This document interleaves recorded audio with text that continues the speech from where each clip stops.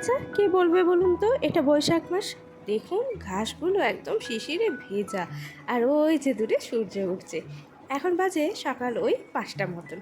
আর এই সকালবেলায় বাইরে বেরিয়ে বাইরের আবহাওয়াটা আর পরিবেশটা যে এত মনোমুগ্ধকর লাগে, সারাটা দিন একদম মেজাজ থাকে ফুরফুরে। দেখুন পিছিয়ে কেমন কাঠগোলাপ পড়ে আছে, আর ওই যে দূরে কেমন কুয়াশা, বুঝতে পারছেন? এই যে মধুমালতী, কি বলে ডাকেন আপনারা এই ফুলটাকে? আমি তো বলি মাধবীলতা। কি ভালো লাগছে না? আর এগুলো দেখুন লোভ সামলাতে পারছি না। যাই হোক, দেখে কিন্তু আমি 2টো আম পেয়েছি। তো চলুন এবার ফেরা যাক বাড়ির দিকে। এখন বাজে ওই 6টা মতন, মানে 1 ঘন্টা ছাড়া হেঁটেছি। আর দেখুন সকাল 6টাতেই রোদ্দুর একদম মাথার উপর উঠে গেছে, কিন্তু এই মিষ্টি রোদটা কিন্তু অসম্ভব সুন্দর ভালো লাগছে। যাই হোক, বাইরের থেকে ঘুরে এসে মোটামুটি প্রচুর এনার্জি কালেক্ট করে নিয়ে চলে এসেছি। এরপর সারাদিন এই এনার্জি দিয়েই আমার কিন্তু কেটে যাবে। তো চলুন এনার্জি নিয়ে শুরু করে দিই সকাল থেকে রান্নাঘরের কাজকর্ম। তো সকালের কাজকর্ম বলতেই সকালে আগে চা একটু তো চাই, নইলে দিনের শুরুটা হবে কি করে বলুন তো। আর এদিকে চা বসিয়ে দিয়ে দেখি কোটোতে বিস্কিট একদমই শেষ। তার জন্য আগে বিস্কিটটাও ঢেলে নিলাম। বিশ্বাস করুন ওই সকালবেলায় না একদম বিছানা ছেড়ে উঠতে ইচ্ছা করে না।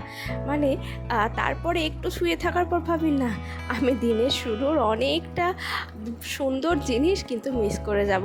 তার জন্য ঝেড়ে মেরে উঠে একদম বেরিয়ে পড়েছি। চলুন এবার চা পর্বটা কমপ্লিট করে চলে যাব আবার রান্নাঘরে। এই সকালের রুটিনটাই এরকম, সকাল হলেই আগে ঢুকে যাও রান্নাঘরে, রান্নার কাজকর্ম শেষ করে ফেলো। এরপর সারাদিনে টুকটাক তারপর যা খুশি করতে থাকো। তবে একটা জিনিসের খুব সুবিধা হয় জানেন, এই প্রচণ্ড গরমে বেলাতে আর রান্নাটা করতে হয় না, সকাল সকাল রান্নাটা হয়েই যায়। তো আজকে রান্না হবে মাছের মাথা দিয়ে মুগের ডাল, থানকুনি পাতা পেঁপে দিয়ে একটা তরকারি মতন। এই থানকুনি পাতা খাওয়া তো খুবই উপকার এই গরমকালে। আর তার সাথে হবে গরমের সব সবজি দিয়ে একটা পঞ্চব্যঞ্জন। তার জন্য দেখুন আগে আমি মুগ ডালটা ভেজে প্রেসারে সিদ্ধ করে নিয়েছিলাম, আর তারপরে তো মাছের মাথাটা দিয়ে কষে ডালটা দিয়ে দিলাম। আর বলুন তো, সবাই মিলে একসাথে কাজ না করলে কি এত তাড়াতাড়ি সব সম্ভব হয়? হয় না। আর স্বামী স্ত্রী মানেই তো একে অপরের পরিপূরক। আচ্ছা পরিপূরকটা না হয় আমরা এদিক দিয়েই করলাম, একটু হেল্প করে দিল আমাকে। আজকে ও অনেকটাই সকালে ঘুম থেকে উঠে পড়েছিল, অনেকটা সকাল মানে এই সকাল 7টা, আর যেটা ও ওঠে প্রায় পৌনে 8টা নাগাদ। ভাবুন তো সকালের কত সুন্দর সুন্দর জিনিসগুলো মিস করে যায়, বললেও শুনবে না। যাই হোক, এদিকে আমার পাঁচ তরকারিটাও হয়ে গেছে, আর ওদিকে আজকে সকাল সকাল উঠেছে বলে আমার বিছানাটাও কিন্তু তুলে দিয়েছে। আর এই পাঁচ তরকারিতে ভাবলাম একটু পনিরও ভেজে দিয়ে দিই, যেহেতু ঘরে পনির ছিল তাই দিয়েই দিলাম।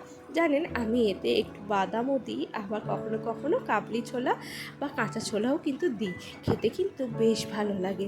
বা আপনারা চাইলে একটু মটর ডাল বা ছোলার ডালও কিন্তু দিতে পারেন, তাতে কিন্তু থিকনেসটা খুব ভালো হবে। আর এখন ঘড়ির কাঁটায় বাজে ওই 8টা মতন, আর ওকে এদিকে ভাত দিয়ে দিয়েছি। কিন্তু আজকে এখনও আমার মাছের ঝোলটা হয়নি, তো মাছের ঝোলটা আমি এরপর করে নেব। আর আজ যেহেতু শনিবার, ও দুপুরেই বাড়ি চলে আসবে, তো দুপুরে এসে যখন ভাত খাবে তখন মাছের ঝোল দিয়ে ভাত খাবে। তো দেখুন এদিকে আমি মাছের ঝোলের আলুটা ভাজতে বসিয়ে দিয়েছি, আর আলুটা একটা খুন্তি দিয়ে কেটে দেখে নিলাম যে আলুটা সিদ্ধ হয়েছে নাকি। তো দেখলাম আলুটা একদম সিদ্ধ হয়ে গেছে। আর এই দেখুন এদিকে আমার আলুটাও কষানো হয়ে গেছে। ওই সামান্য আদা জিরে বাটা, তার সাথে আছে শুকনো লঙ্কা, আর ওই একটু পেঁয়াজ কিছুটা ভেজে দিয়েছি, আর কিছুটা পেঁয়াজ বেটে দিয়েছি। আর সকালের টিফিনে আমাদের জন্য বানিয়েছিলাম পরোটা, আটা দিয়েই করেছিলাম পরোটা, তার সাথে ছিল আলু চচ্চড়ি আর ছিল মিহিদানা। এদিকে শাশুড়ি মাকেও খেতে দিয়ে দিলাম, আর আমারগুলো পরে আমি পরে খেয়ে নেব। আজকে কলতলাটা একদম আমার রাজত্ব। দেখুন কত কিছু নিয়ে এসেছি, রান্নাঘরে যা কোটো কাটা ছিল, তার সাথে বোতল, আর তারপর তো রান্না করার পর যা বাসন কোসন ছিল সেগুলো সব আছে। মুদিখানার জিনিস তো প্রায় শেষের দিকে, আর মাসের প্রথমে মুদিখানাও নিয়ে আসা হয়ে গেছে। তো ভাবলাম কোটোগুলো যখন ফাঁকা হয়েই আছে, আজকে কোটোগুলো পরিষ্কার করে নিই। তো তার জন্য আমি কোটোগুলো পরিষ্কার করতে বসে গেছি। দেখুন ভেতরে হাত ঢুকছিল না বলে খুন্তির পিছনে করে পরিষ্কার করেছি। কি বুদ্ধি তাই না?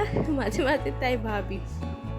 কিন্তু এখন কত নতুন নতুন ধরনের টেকনিক বেরিয়েছে, কত ব্রাশও বেরিয়েছে, কিন্তু আমরা ঘরোয়াভাবে তৈরি করতে গেলে এই আমার খুন্তির পিছন আর তার সাথে একটা স্কচ ব্রাইটই একদম পারফেক্ট। আমার একটা করে কোটো ধোয়া শেষ হচ্ছে আর শাশুড়ি মা ওদিক থেকে আর একটা করে কোটো আমাকে এসে দিয়ে যাচ্ছে। কী অবস্থা! যাই হোক, কোটোগুলো সব কিন্তু আমার ধোয়া হয়ে গেছে আর তার সাথে সাথে বোতলগুলো একটু পরিষ্কার করে নিয়েছি। এই বোতল পরিষ্কার করার কাজটা খুব বিরক্তিকর হলেও এটা কিন্তু করতেই হয়। আসলে এই বোতলেই আমরা জল খাই, আর শ্যাওলা পড়ে গেলে সেটা কিন্তু স্বাস্থ্যের পক্ষে খুব একটা ভালো হবে না। তাই ভাবলাম আজকে বোতলগুলো পরিষ্কার করেই নিই। আর দেখুন, হাফ বস্তা গাজর এখনও জমিতে ছিল আর সেগুলো বাবা আজকে তুলে এনেছে। সেই জন্য আমি এই মাটি লেগে আছে বলে এগুলো ড্রামের জলে ভিজিয়ে রেখে দিচ্ছি, আর পরে এগুলো ধুয়ে পরিষ্কার করে দেবো। মাটিটা একটু নরম হয়ে গেলে তারপরে ধুয়ে পরিষ্কার করে নিয়ে রোদ্দুরে শুকিয়ে দেবো। দেখুন এবারে এখন কিন্তু গাজরগুলো বেশ ভালো সাইজের হয়েছে। প্রথম যখন আনছিলাম একদম ছোট ছোট হচ্ছিল, তবু যাই হোক শেষ পর্যায়ে এসে কিন্তু ভালোই হয়েছে। দেখুন প্রায় 2 ঘন্টা রোদে থাকার পরে হাতের যতটুকু অংশ জামা দিয়ে ঢাকা ছিল ততটুকু অংশ ছাড়া বাকি অংশটায় কেমন ট্যান পড়ে গেছে। আচ্ছা, এই ট্যান কী করে রিমুভ করবো, ঘরোয়া টোটকা কিছু জেনে থাকলে আমাকে প্লিজ কমেন্ট করে জানাবেন। তো চলে এসেছি স্নান টান করে, আর স্কিন কেয়ারের জন্য মুখে দিয়ে দিচ্ছি একটু টোনার। সংসারের সমস্ত কাজকর্মের পাশাপাশি কিন্তু নিজের জন্য একটু কেয়ার প্রয়োজন। তার জন্য এই স্নান ধান করে এসে এইটুকু সময় পাই নিজের কেয়ার করার জন্য। তো সকালের রোদ্দুরটা তো ঠিক আছে, সেই জন্য বেলাবেলি যা পারি করার চেষ্টা করি। এই দুপুরের রোদ্দুরটা একদমই নেওয়া যায় না। তার জন্য এরপর আর কোনো কাজ তেমন নেই, আবার যা হবে বিকেলের দিকে। তো চলুন আজকে ব্লগটা এখানেই শেষ করছি। সবাই ভালো থাকবেন, সুস্থ থাকবেন, আর ব্লগটা কেমন লাগছে অবশ্যই জানাবেন। টাটা।